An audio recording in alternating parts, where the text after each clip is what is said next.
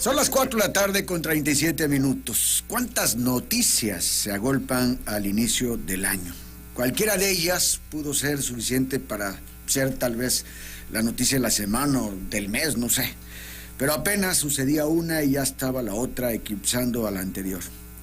La caída del puente San Cristóbal, el tiroteo en el penal de Ciudad Juárez, la muerte del Neto, el nombramiento de Norma Lucía Piña como presidente de la Suprema Corte de Justicia, las declaraciones del presidente en cuanto a que la ayuda a los pobres es estrategia política, el sepelio de Pelé, el sepelio del Papa Benedicto XVI, la captura del Chapito o el ratón, como le dicen, sembrando el caos además allá en Culiacán. La cumbre de Norteamérica en nuestro país, que en este momento pues está realizándose. Y para acabarla, un choque de trenes del metro en la Ciudad de México con saldo de una persona fallecida y varios lesionados. Además de la sublevación de la derecha en Brasil. ¡Qué manera de iniciar el año! Si usted observa las pintas y las repintas y estos acontecimientos fueran las pintas de los primeros 8 meses del año, mejor ahí la dejamos, ni hacemos comentarios. Mejor ahí muere, no sería nada optimista. Hoy nos vamos a meter pues al análisis, a fondo. Para ello he invitado a un excelente periodista, Víctor Sámano Labastida, director del diario Presente, encargado del sistema informativo de Tabasco, hábil periodista, acucioso, inteligente, con una larga carrera en el periodismo. En varias ocasiones estuvo como invitado en telereportaje, estuve platicando con él, haciendo análisis, viendo escenarios, en fin. Y es una persona a la que además le tengo respeto y que le tengo estimación por ser una persona seria en su trabajo periodístico. Bienvenido, Víctor. Qué bueno que aceptas venir a platicar con nosotros. Bueno, con esa presentación, Chuy, encantado de estar aquí. Oye, es muy amable. Pues siempre estuvimos a la... Dime si dije una mentira. Bueno, no soy yo el que voy a decir.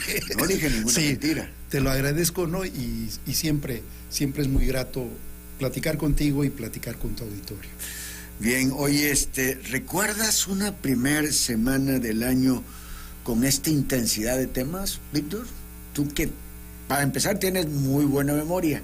Y me estaba diciendo hace un momento que desde 2007 no alternábamos micrófonos. Hacia el aire. Yo no me acordaba exactamente la fecha, pero acá... Sí, 2006. Fue 2006. Así es, cuando estaba el proceso sucesorio de Tabasco. Fíjate nada más. Bueno, pues tú con esa privilegiada memoria, ¿te acuerdas de una semana tan explosiva al inicio de año? Pues no con tantas cosas, sobre todo porque ahora las circunstancias han cambiado, Chuy. La información fluye de manera mucho más rápida y nos permite también ir atando cabos en circunstancias o acontecimientos que aparentemente son inconexos.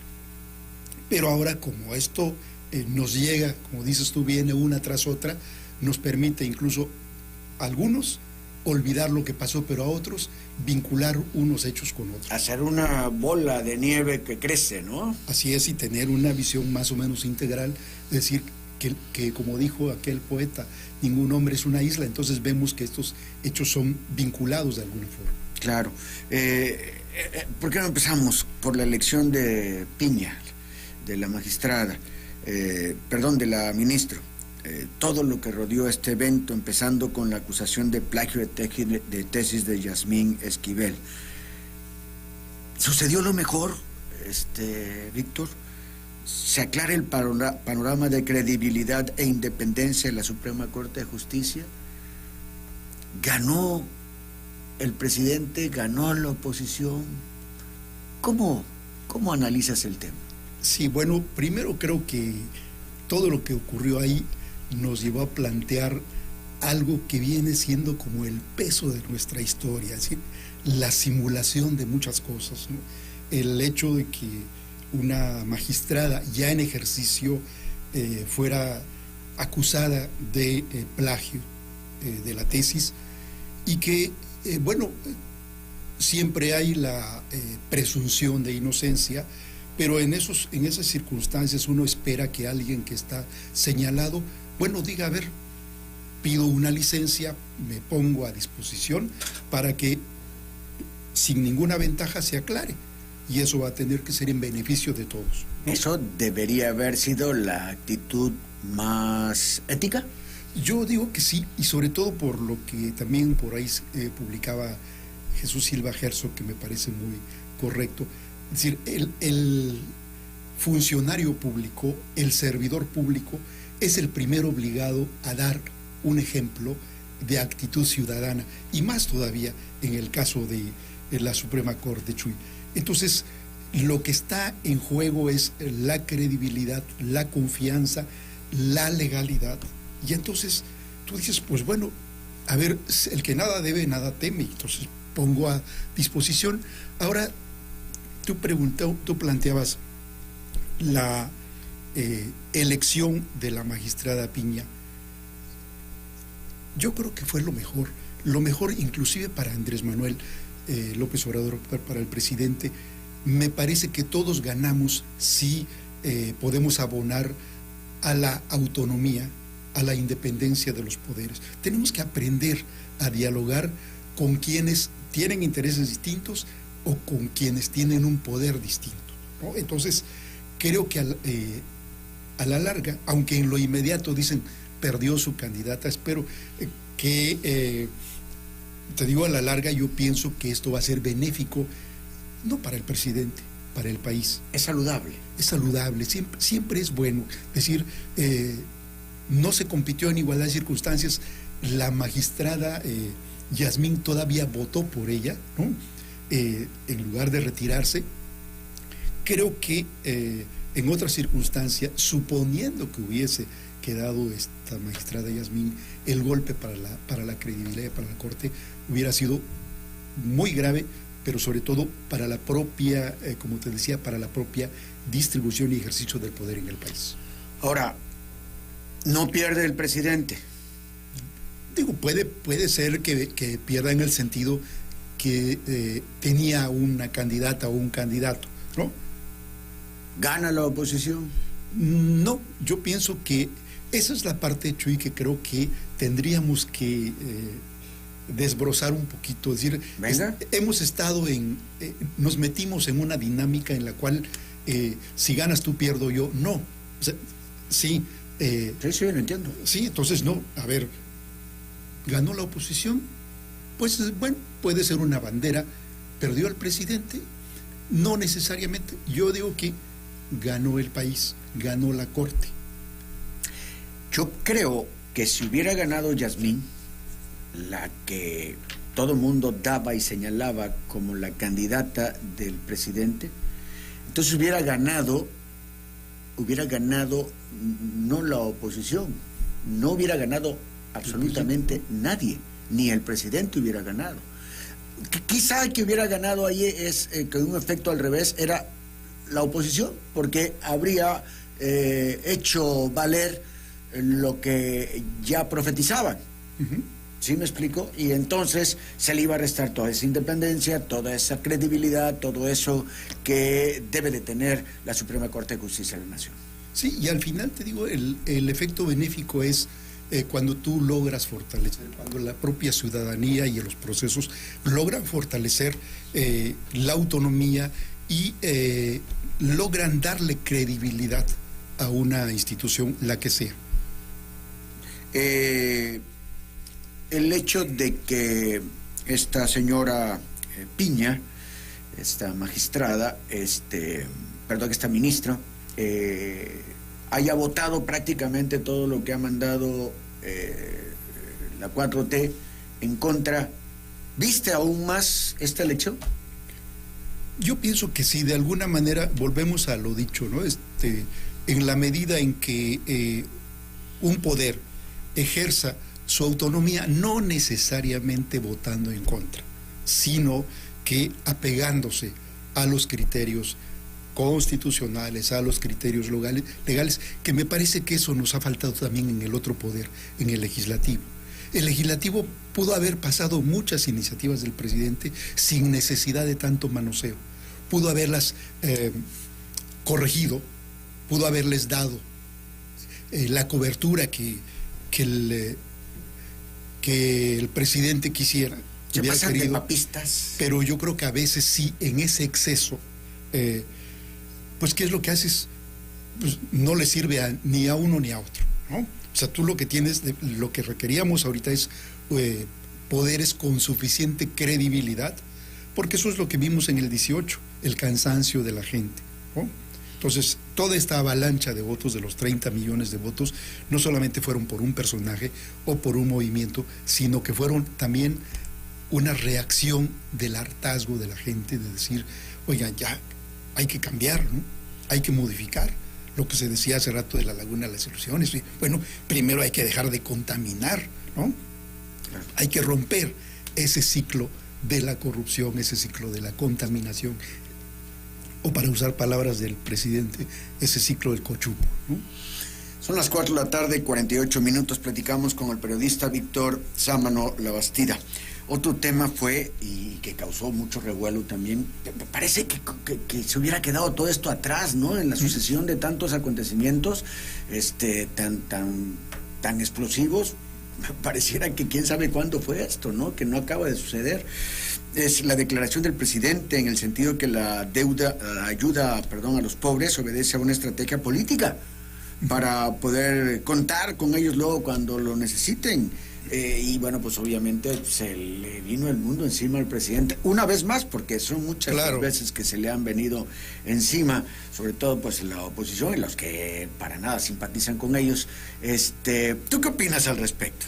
Bueno, ¿cómo la interpretas? Bueno, yo creo que la primera reacción que tuvo el presidente fue, y lo que siempre sucede en estos casos es, lo sacan de contexto. Uno tiene que escuchar toda la explicación, pero efectivamente si no lo traicionó su consciente, lo dejó llevar. Alguna vez él dijo, yo soy dueño de mi silencio porque no quiero ser esclavo de mis palabras, ¿no? Bueno, el asunto es que el presidente, así sea una frase, una palabra ubicada fuera de contexto o en una interpretación del adversario, tiene todo esto. Yo creo que incluso cuando él dice no es nada personal, sí es personal. Sí, tú y yo, Chuy, que conocemos a Andrés Manuel, que hemos seguido su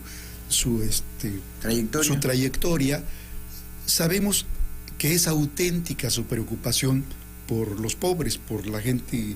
Él inició su movimiento con los indígenas y los campesinos. Y también se fue a vivir con ellos. Se fue a vivir con ellos. Y también es cierto, en todo régimen, si no sería suicida, todo régimen busca ampliar su base social. Ahí está el caso de Brasil, del que mencionaremos al ratito. Pero, entonces, sí es cierto que el régimen ha puesto un énfasis especial en lo que llama la redistribución de la riqueza, no midiendo solamente el Producto Interno Bruto, sino la distribución de ese producto, dónde va a dar lo que genera el esfuerzo social y el esfuerzo individual. Pero también, como dicen, a confesión de parte, relevo de pruebas, ¿no? Es decir, es cierto, hay una intención, yo creo que esa parte es la que falta aclarar. Hay una intención de política de justicia social, sí la hay, en esto de la distribución, en esto de los programas sociales, sí hay una intención de justicia social, y efectivamente también hay una intención política, si no, no sería poder. Pero no tenía que decir lo que dijo. Pues sí, mira, es que como dices, tú y yo conocemos a Andrés Manuel y sabemos que lo inspira y todo, pero no está fácil de explicar el tema, así como lo deja decir, como lo deja al aire Andrés Manuel. Efectivamente, mira, es como lo que comentamos aquí también, Chuy. A ver, muchas veces hay frases, palabras que uno tiene que pensarle muy bien. A ver, no solamente cómo las decimos, sino cómo las reciben, cómo se entienden, ¿no? Y muchas veces no podemos regresar tú que tienes un amplio auditorio, regresar con cada uno de los que escucharon para decir, oye, no, es que no quise decir eso, ¿no? O lo que yo quería decir era esto. Bueno, efectivamente, decir que es una estrategia política para mantener la base social, para ganar las elecciones, pues no hay necesidad. Pero fíjate que lo que acabas de decir es muy interesante. El presidente puede decir lo que dijo, pero se multiplica impresionantemente porque es algo que a él le perjudica. Así es. Entonces, ¿por qué? Porque ya no nada más fue en la mañanera, sino todos los medios, afines o no, objetivos o no, todos lo dijeron. Y muy pocos, después de que lo dijeron, van a hacer la aclaración que hace el presidente, o por lo menos no la van a hacer con la insistencia y con la puntualización que hicieron la otra, la mala, la negativa, la que causa el escándalo. Efectivamente, porque digo, si tú te vas a los hechos, sí, la política social de este régimen desde un principio ha ido en ese sentido. Claro. Ahora, ¿no es eso lo que criticaba Andrés Manuel y la oposición cuando eran oposición? ¿El clientelismo social, el clientelismo de los programas sociales? Así es, por eso hay que subrayar, o sea, esa es la parte de decir, va a haber, la verdadera intención es, no, digo, retener el poder, todo el que está en el poder, todo el que no está busca ganarlo y el que lo tiene buscando perderlo. Pero la verdad, digo, pero lo fundamental de todo esto es decir, bueno, hay una intención de justicia social solamente o una intención clientelar. Yo creo que ahí es donde tiene que haber la diferencia.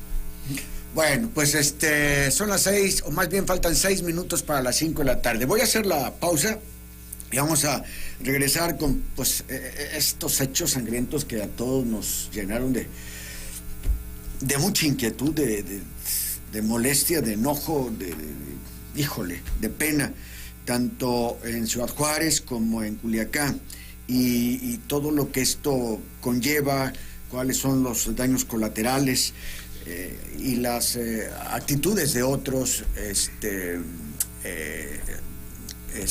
políticos al respecto. Ahora volvemos.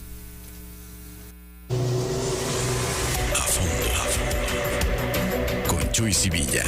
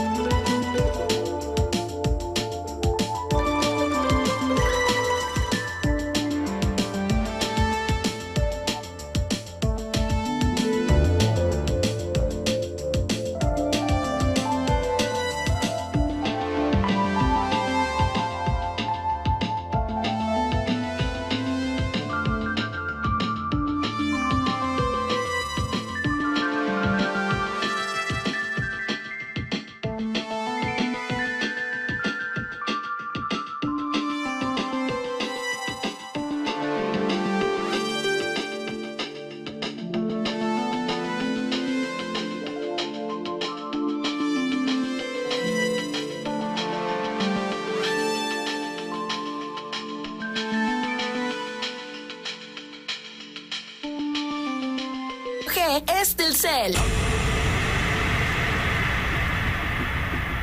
A fondo. Con Chuy Sevilla.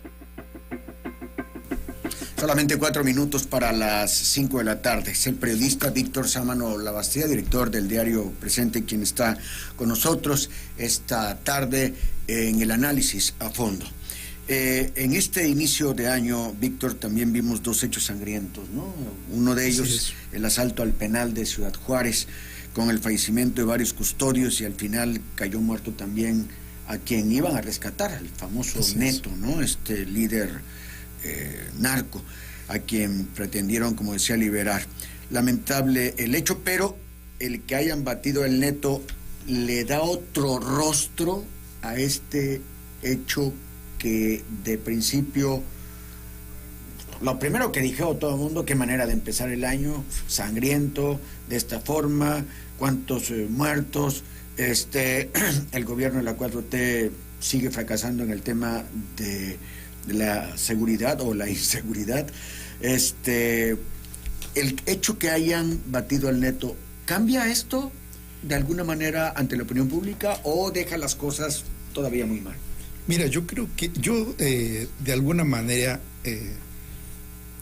digamos, asumiría una explicación, una reflexión que hacía el periodista Jorge Cepeda Patterson.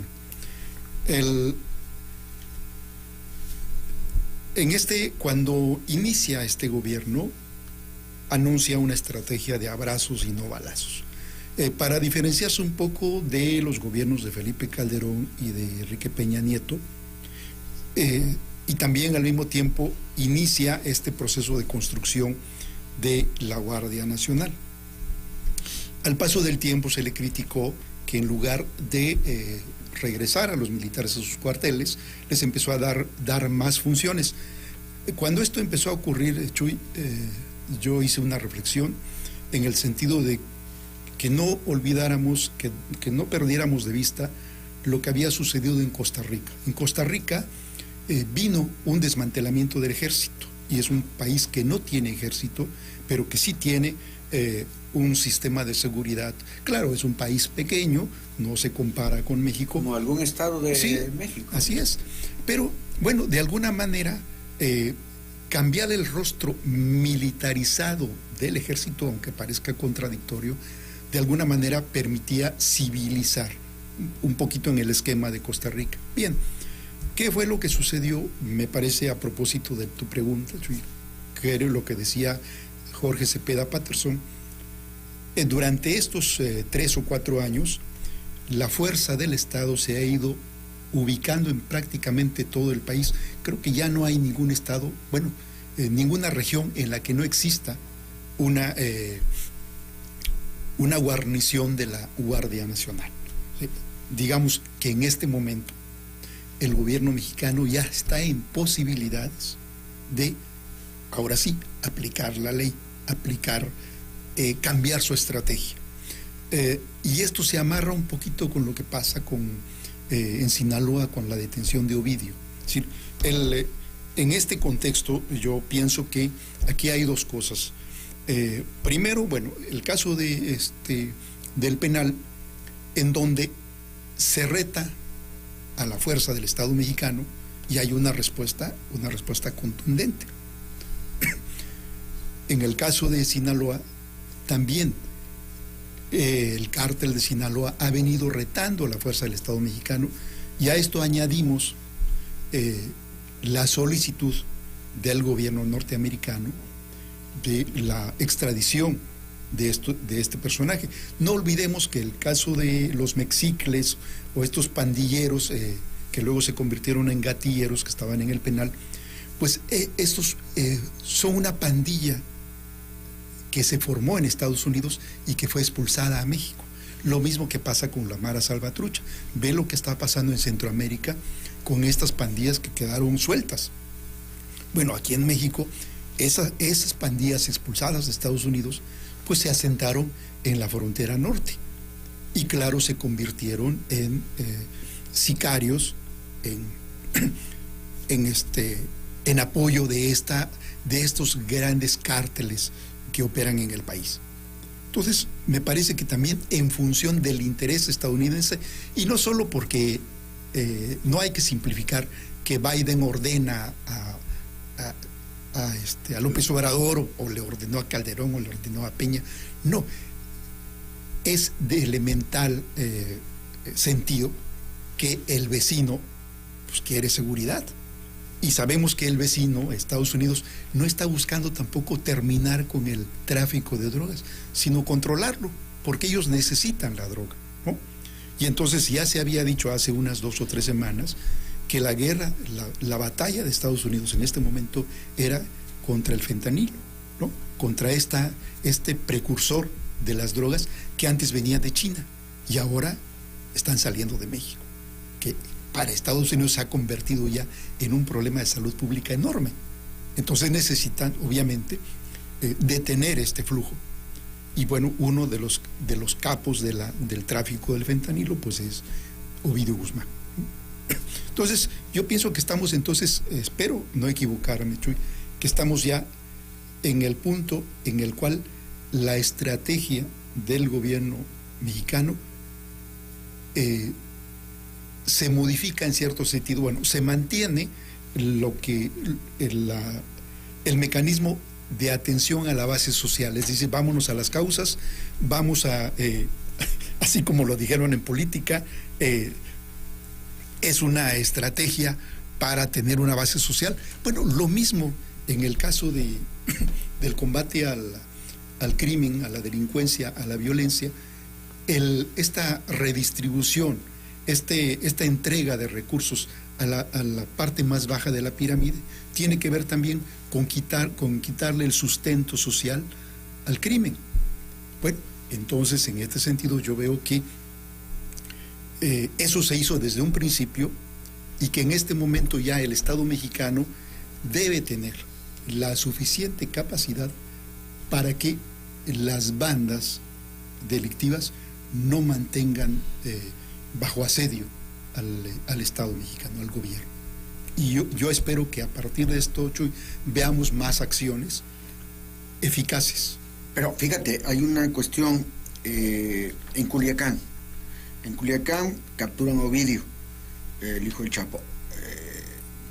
Vienen los bloqueos, las detonaciones, los tiroteos, despojan a las personas de sus carros para ponerlas en los bloqueos. Desgraciadamente hay varios muertos, varios de ellos del ejército mexicano.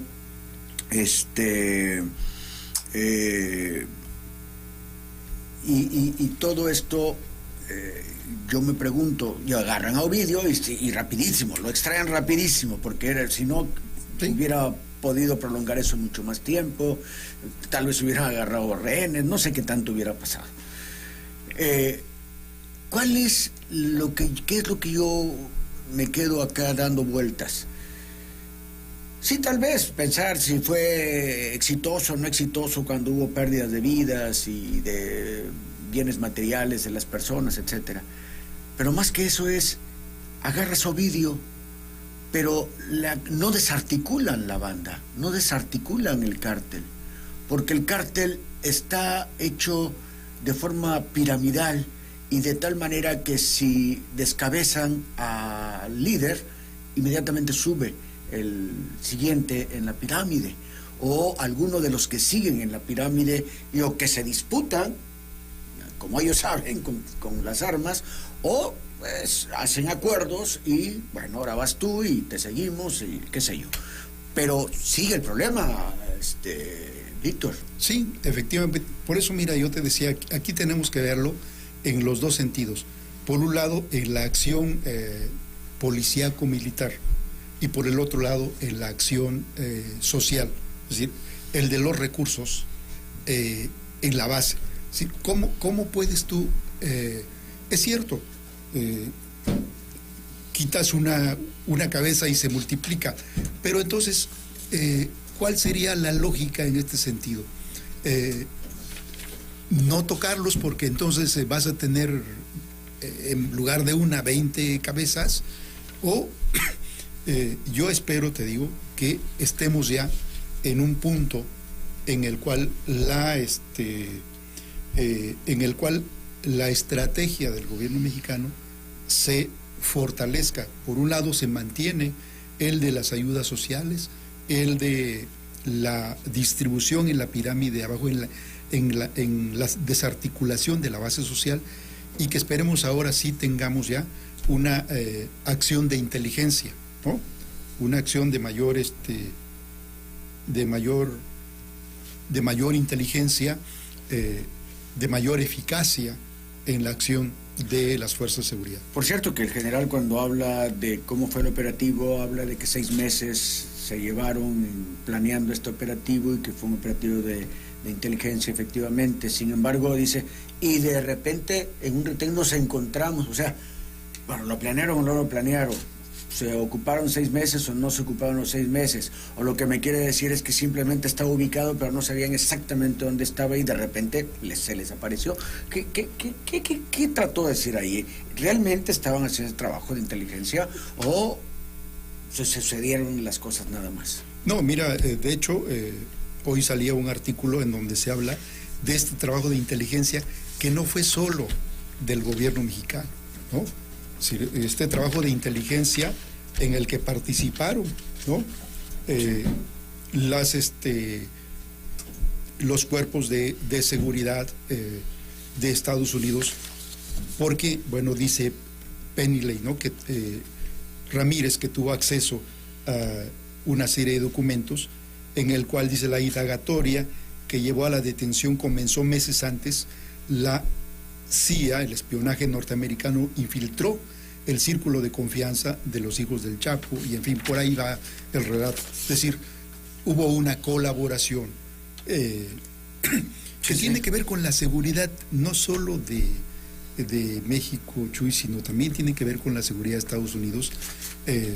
Y bueno, por eso yo entiendo, pues, y espero que estemos ya en un proceso de una mayor colaboración, porque efectivamente, como dices, tumbar una cabeza no significa desarticular estos grupos delictivos. Acuérdate también, perdón, que en los tiempos pasados se vinculó, se dijo que, bueno, el propio Mario Delgado acusó, dirigente de Morena, acusó a Felipe Calderón de estar vinculado con el grupo de Chapo Guzmán y del Cártel del Pacífico. A Peña Nieto también se le señaló como vinculado a otro tipo de al Cártel de Sinaloa y al de Nueva Generación. Entonces ahí está García Luna guardadito. Sí, ahí está guardado. Y tenemos que ir pensando también que lo que estamos viendo no es producto de ahora. Mira, Porfirio Muñoz Ledo tuitea: la tragedia de Culiacán es un hecho muy grave que pasará a la historia. Demuestra el contubernio establecido entre el narcogobierno de López Obrador con el crimen organizado. Esta vez la Serena cumplió su cometido. O sea... A ver, no entendí. Si detienen a este personaje, se demuestra que hay contubernio.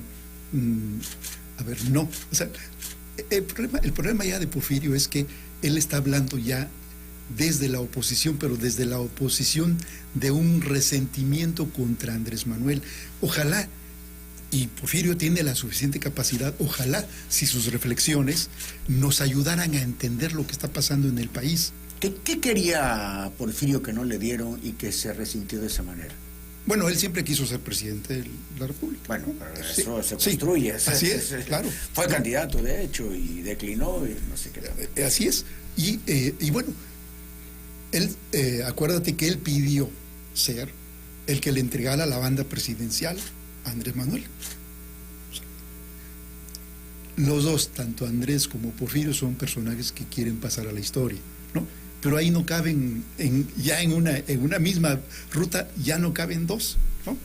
Y entonces Porfirio quiso ser más que el presidente. Y ya no se puede, ¿no? Entonces, por eso buscó la dirigencia nacional de Morena. Ahora, esto que sucedió en Ciudad Juárez y en Culiacán a principios de año, ¿le pega a Adán López Hernández como secretario de gobierno y que él, pues de alguna manera coordina este tema? Obviamente hay una responsabilidad, es el área que le corresponde tanto en el caso del penal, de los penales, de todo el país. Estamos viendo la crisis en el Penal del Norte, pero en el caso de los penales de todo el país, que esto no es de ahorita, Chuy. Yo recuerdo que desde el año 2000, 2004, una organización, una ONG, Open Society, hizo un estudio sobre los penales en este país, en donde más del 40% de los recluidos son técnicamente inocentes, no son personas sin juicio, pero al mismo tiempo existe se ha dicho que los penales terminaron siendo las universidades del delito porque mezclan inocentes con criminales. Y se hacen incluso sistemas de autogobierno o de salidas nocturnas para que hagan sus fechorías. Es decir, esto lo hereda todo el gobierno. Y efectivamente, bueno, le toca a Adán Augusto López como secretario de Gobernación. Pero bueno, en este proceso vamos a observar entonces... No lo han golpeado mucho los medios por esto que sucedió directamente a Adán. Sí, ahorita, exacto, vamos a ver... ¿Por qué? Porque digo, esto se diluye también, hay responsabilidad de los gobiernos estatales, ¿no? Hay responsabilidad de la Secretaría de Seguridad Pública, hay una corresponsabilidad ya del Ejército Mexicano porque está metido en tareas de seguridad. Entonces, esto de alguna manera diluye o distribuye la responsabilidad, que no es lo mismo que pasaría, por ejemplo, en el caso de lo que ha sucedido en la Ciudad de México. Bueno, ahí vamos, otro accidente en la línea del metro. Ahora es un choque de... Yo creo que caramba, empezando por el principio, te diría que después de lo sucedido con la línea 12 del metro, Claudia Sheinbaum y compañía deberían haber extremado prevención, mantenimiento y manejo del metro en general, y por supuesto que se le van a la yugular a Claudia, pero pues vale la pena también recordar que lo importante no es eso, que se le vayan o no a la yugular, lo importante es que murió una persona, otra vez murió pues alguien, una persona en esta ocasión, que hubo varios heridos, y de que se dio esto y que no deberían darse estos accidentes. Pero esto le va a costar puntos a Claudia Sheinbaum. Sí, y no, bueno, lo que hablábamos hace rato de el caso de seguridad. Mira, esta sucesión tan adelantada obviamente ha beneficiado a los aspirantes porque han tenido mayor exposición pública, pero también siempre es un riesgo porque cualquier cosa que suceda en su ámbito va a pesarles en este proceso. Pero también te recuerdo, Chuy, que cuando ocurrió el accidente de la línea 12,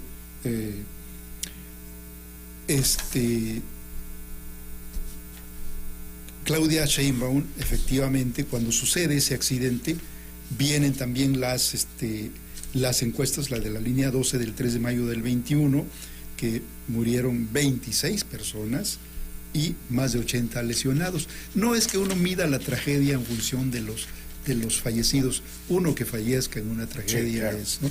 Aquí estamos y si ese hablando... uno eres tú o es un pariente tuyo, es peor el asunto. Así es. Para la persona cercana. Y el hecho de que ahora la crítica se vaya sobre la jefa de gobierno de la Ciudad de México es también explicable porque todos, tanto los de adentro como los de afuera, quieren pegarle al puntero. O sea, tienen que bajarlo, ¿no? Porque ahí todos ganan, aunque pierda la mesura, digamos. Pero fíjate, cuando sucedió el accidente de la línea 12 del metro el 3 de mayo, para responder a tu pregunta sobre si qué tanto se pierde las encuestas, en ese tiempo Sheinbaum bajó de 45 a 35%. 10 puntos. 10 puntos según el Financiero. Hay decenas de encuestas. Para no perdernos, tomemos una, la del Financiero, que baja efectivamente del 45 al 35, y Marcelo Ebrard, que también tenía cierta corresponsabilidad, ¿no?, bajó del 35 al 23%. Bueno, estamos hablando de mayo del 21, junio del 21. Bueno, para octubre de este año, Sheinbaum ya se ubicaba en 42%. ¿Regresó? Sí, regresó. Y Marcelo llegó al 41%. Marcelo ha subido. Efectivamente, también en este contexto, Chuy, si vemos, uno de los que más puntos ha acumulado pues ha sido Adán Augusto. ¿Por qué? Porque partió de cero, sí, ¿no? Sí. Y entonces cada mes va sumando 4 o 5 puntos más, mientras los punteros ya, para que suban 1 o 2 puntos, ya toparon, ya llegaron a su techo, ¿no? Sí. Entonces yo creo que aquí en esto, en lo que tiene que ver con los aspirantes, dos factores decisivos para ellos son la percepción que el votante, que el potencial votante tiene respecto a Morena y la percepción que tiene del presidente. Quien va a jalar al que sea es el presidente. Pero al que sea, pero mientras tanto hay que ver cómo les está yendo a los que sea. Así es. Entonces, en estos primeros días, 9 días, hoy, el día 9 del año, Adán tiene, ¿cómo les va? Adán con Ciudad Juárez y con el Chapito en Culiacán. A Sheinbaum con el accidente, choque allá del metro en la Ciudad de México. Y Ebrard es al que mejor le va. La visita de los presidentes de Estados Unidos y Canadá, él en medio de todos, él armando, armonizando, presentando. Pues al que mejor le va en estos 9 primeros días, individualmente es a Ebrard. Sí, tiene un espacio, así como le ocurrió a Adán Augusto cuando la socialización de las reformas, ¿no?, que le permitió ir a todo el país. Bueno, ahorita a Marcelo, esta visita y también los resultados de la visita, ¿no?, bueno, le dan, lo ponen bajo los reflectores y seguramente va a tener algún beneficio en la percepción pública. ¿Qué será? ¿Que se caiga unos 3-4 puntos Sheinbaum, que Ebrard suba unos 2 o 3 puntos y pues no sé cómo le vaya a ir a dar?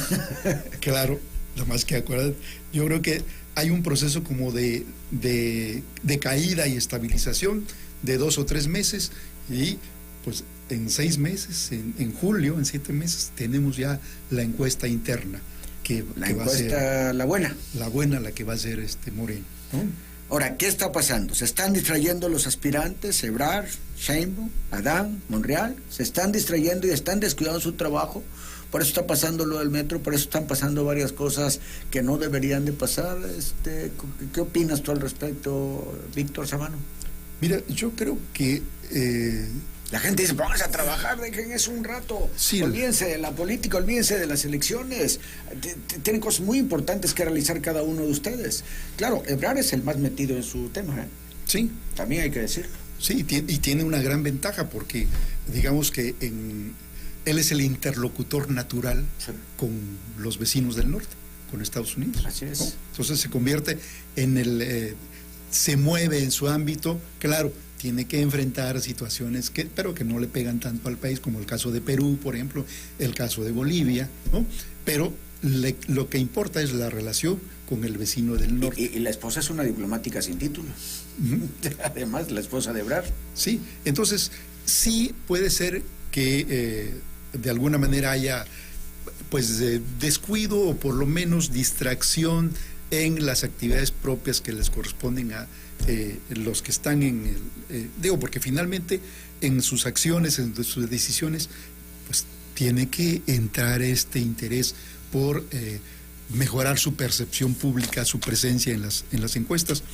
Pero también de otra manera, creo que es útil también para el país, porque los estamos viendo en su capacidad de operación, ¿sí?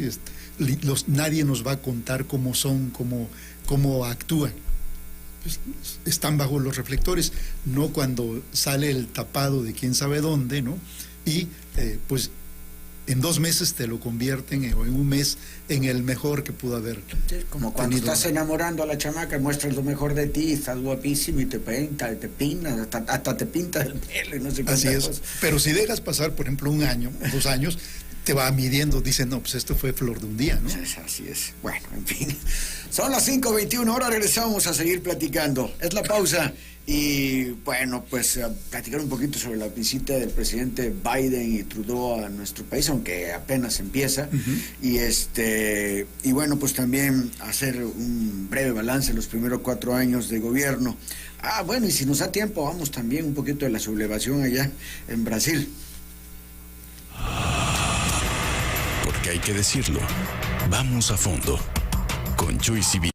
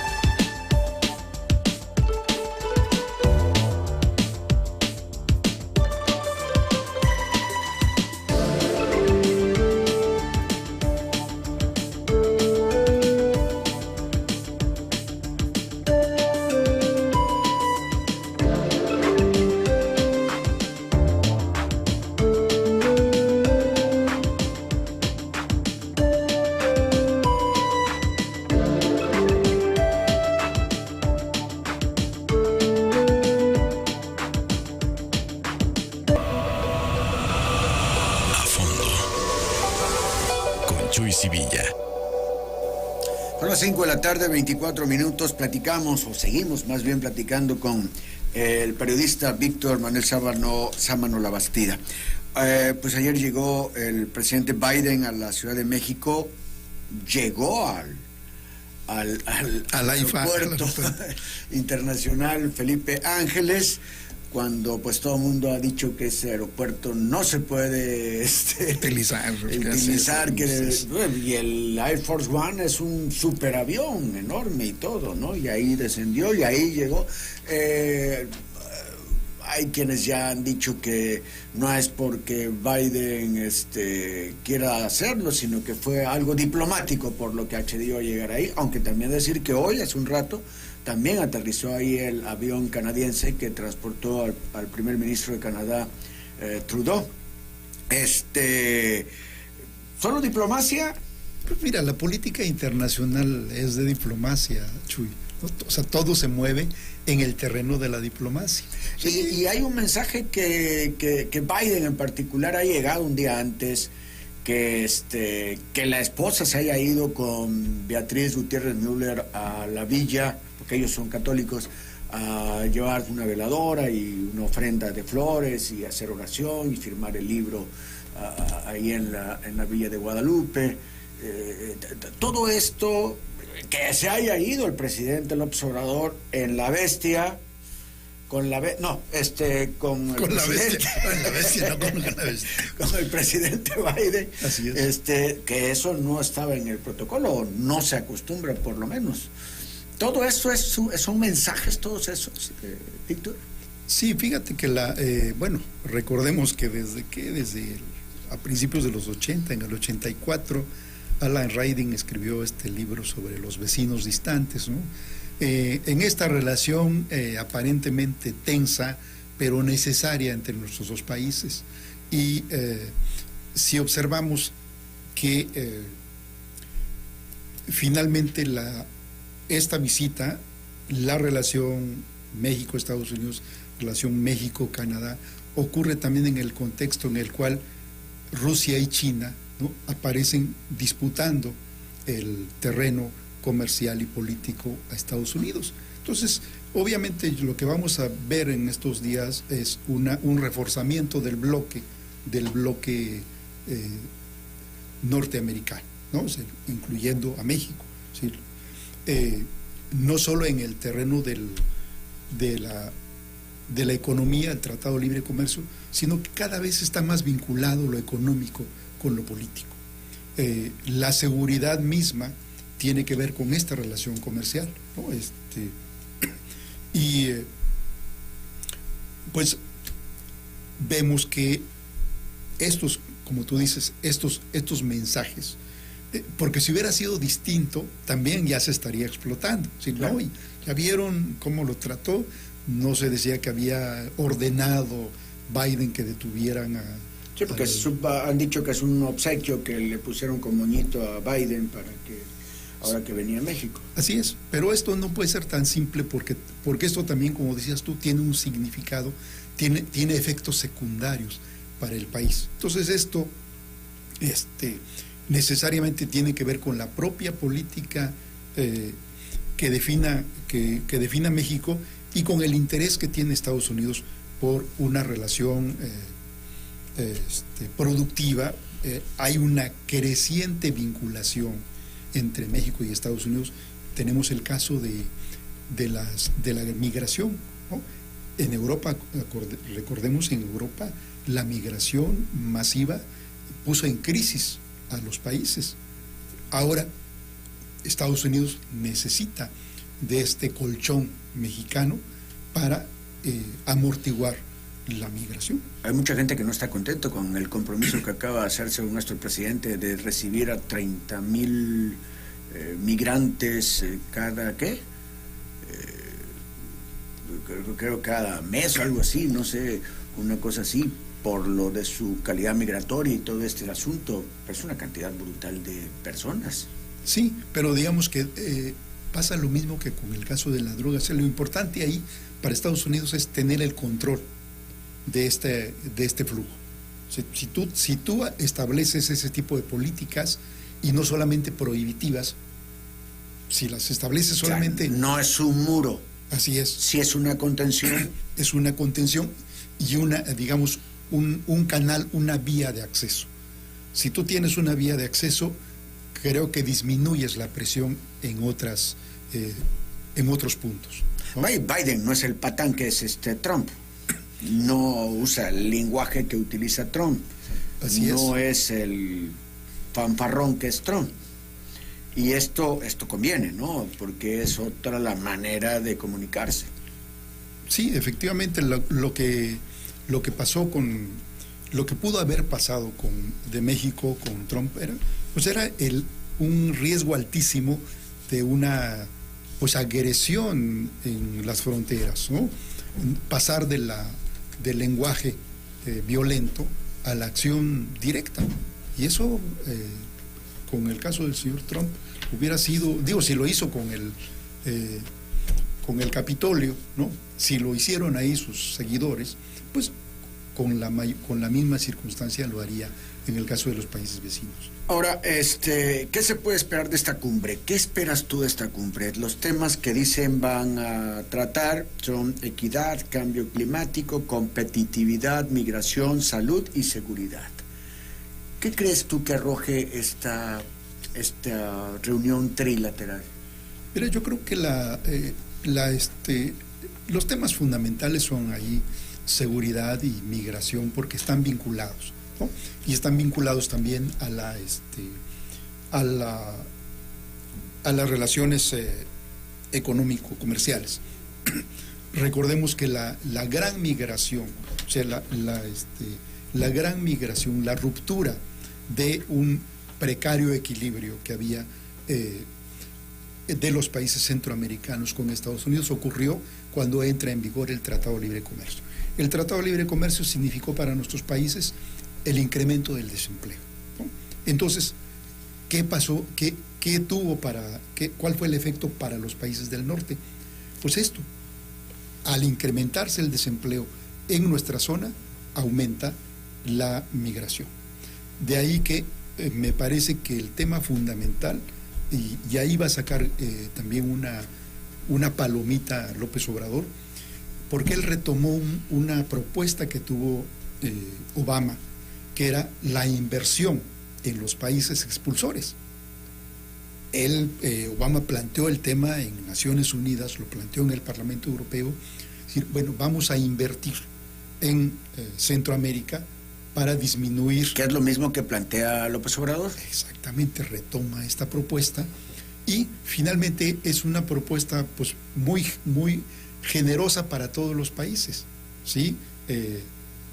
Lo que de alguna manera Andrés Manuel llamó las cortinas del desarrollo, en el caso de varios estados del país, el caso del sureste, por ejemplo, en lugar del muro, pues unas cortinas de desarrollo, vamos a buscar que la gente se arraigue, se quede en sus sitios con mejores condiciones de vida y no se vea obligada a migrar, que sí está pasando, los migrantes que salen de Honduras, los decenas de miles, ¿no? De Guatemala, de El Salvador, y desgraciadamente en esa migración va montada también toda esta estructura criminal que Estados Unidos expulsó a los países centroamericanos de las pandillas, ¿no? Entonces, yo creo que vamos a tener buenos resultados. Creo que con todo lo que se pueda decir de los gobiernos de Estados Unidos y Canadá, me parece que esta es la gran oportunidad porque son, por lo menos, individuos racionales. Tienen sus intereses. Estados Unidos tiene sus intereses imperiales, pero hay mayor racionalidad que la que había en el caso de Donald Trump. ¿Cómo podríamos evaluar estos primeros 4 años, hasta hoy, hasta este día en que se inicia esta reunión, cumbre trilateral entre los países del norte? ¿Cómo podríamos, qué podríamos decir, o cómo podrías hacer un balance de estos primeros 4 años de gobierno de la 4T? ¿Cómo vamos? ¿Hacia dónde vamos? ¿Vamos bien? Mira, yo creo que es muy difícil, y tú lo has visto, Chuy, en este tiempo, tratar de ponderar, de ver lo bueno y ver lo malo. O sea, es o todo está malo o todo está bueno. Es difícil quitar la paja, ¿verdad? Sí. El polvo para poder ver con claridad. Sí, porque sí, efectivamente hay una polarización.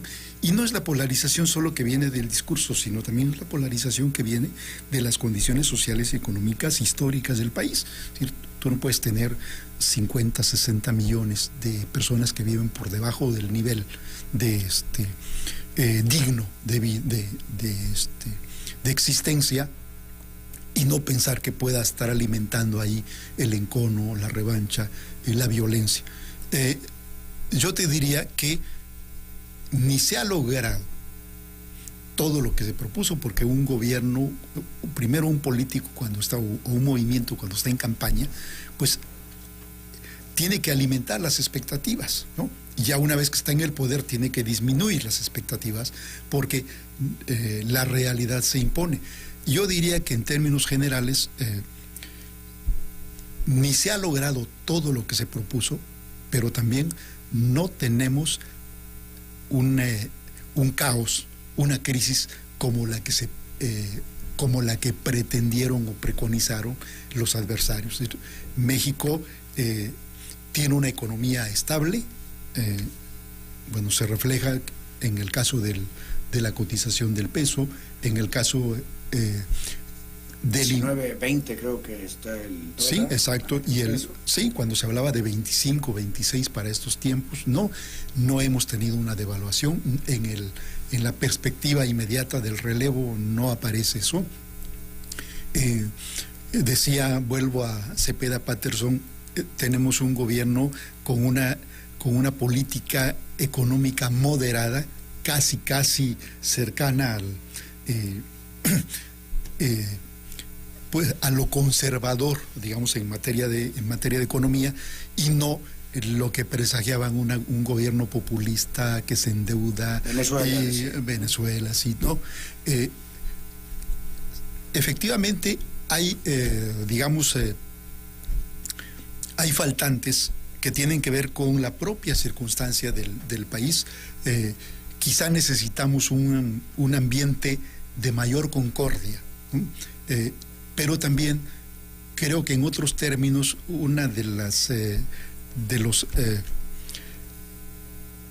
los logros, no directamente de Andrés Manuel, pero sí de los logros de lo que pasó en el 18 con esta votación mayoritaria, es que en algo tiene que ver la labor hecha por Andrés Manuel y la oposición durante 25, 30 años, pero fíjate, ¿qué tenemos como saldo ahora sí? Un cambio total en el sistema de partidos, en el régimen político. Después de estas elecciones del 24, ¿no? Vamos a observar una redistribución del poder en los partidos. Ya no tenemos un partido hegemónico como el PRI, que anda en 18, 20%, el PAN, que anda también entre un 18%, el PRD, que está a un paso de desaparecer, el Movimiento Ciudadano, que busca convertirse en una alternativa a estos mini partidos, y Morena, que aun cuando está en el poder, no es un partido hegemónico, es un movimiento hegemónico, que estamos viendo ya que tiene por lo menos 2 o 3 corrientes internas que se van a disputar el poder después del 24.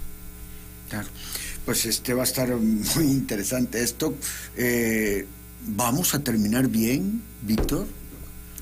¿Va a terminar bien este gobierno? Hay quienes lo califican ya de antemano como el peor gobierno de la historia, aunque otros también, pues en la polarización dicen, no, será el mejor gobierno de la historia, este es el mejor presidente que ha tenido este país.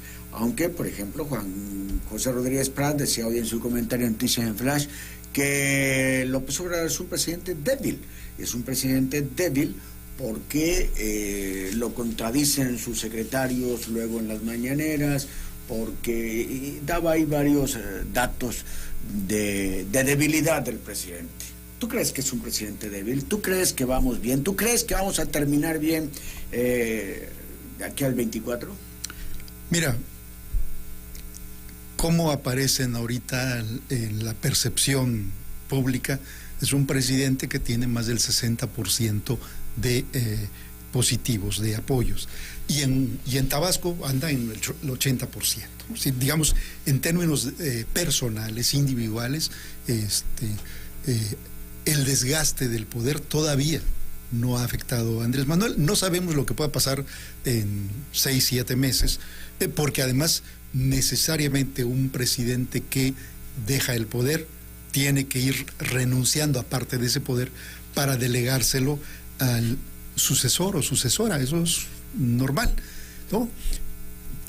Vamos a ver qué tanto se puede desprender Andrés Manuel de este poder, porque que ha concentrado tanto el poder. Ahora, que si sus secretarios no le hacen caso, lo contradicen, bueno, yo diría que no ha habido por lo menos en los últimos 4 o 5 sexenios, un presidente que tenga tal fuerza en el gabinete, donde ahí no se mueve una hoja si el presidente no lo autoriza. Yo creo que en términos generales, independientemente de las simpatías o antipatías, me parece que lo que mide a un país, por lo general, es su economía, porque eso tiene impacto en la parte social. Yo creo que vamos a terminar con un país estable, ¿sí?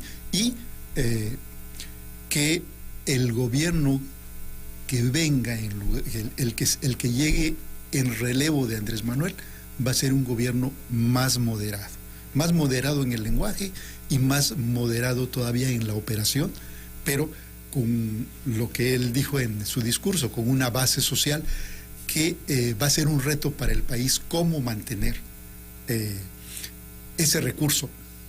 Claro. Sí, por supuesto, ese es uno de los mayores retos. Pero, a ver, tu optimismo, a ver si no se lastima un poco. Ha crecido el número de pobres en este país. Uh-huh. Y ha crecido cuando los apoyos sociales son más que en ninguna época, en ningún momento, en ningún gobierno. Cuando crecen los pobres, caray, la economía, el indicador económico como que se nubla, como que se perturba. Sí, fíjate que en el caso del crecimiento del número de pobres, primero, yo creo que ha habido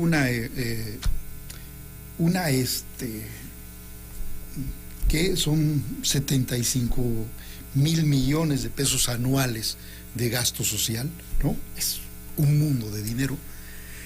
El problema es, yo digo, se ha distribuido el recurso.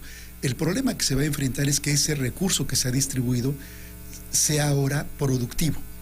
Porque tú puedes lanzarle el salvavidas a alguien que se está ahogando, ¿no? Pero tienes que enseñarle a nadar, ¿sí? Sí, venimos de un sistema que... pensemos en que viene una avalancha. Tú no puedes... primero, pensemos qué hubiera sucedido, ¿sí? Creció el número de pobres. ¿Qué hubiera sucedido si no hubiese existido este mecanismo de redistribución?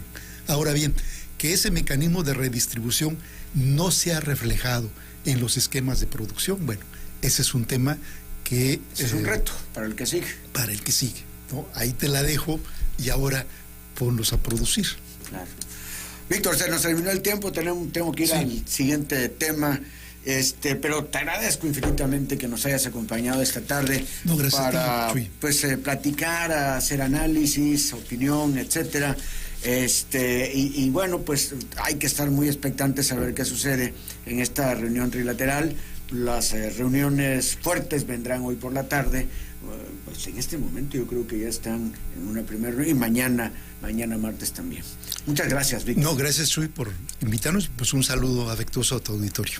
Es Víctor Sámano Labastida, él es el director de El Diario Presente, es un muy buen periodista y es mi amigo y le agradezco su presencia.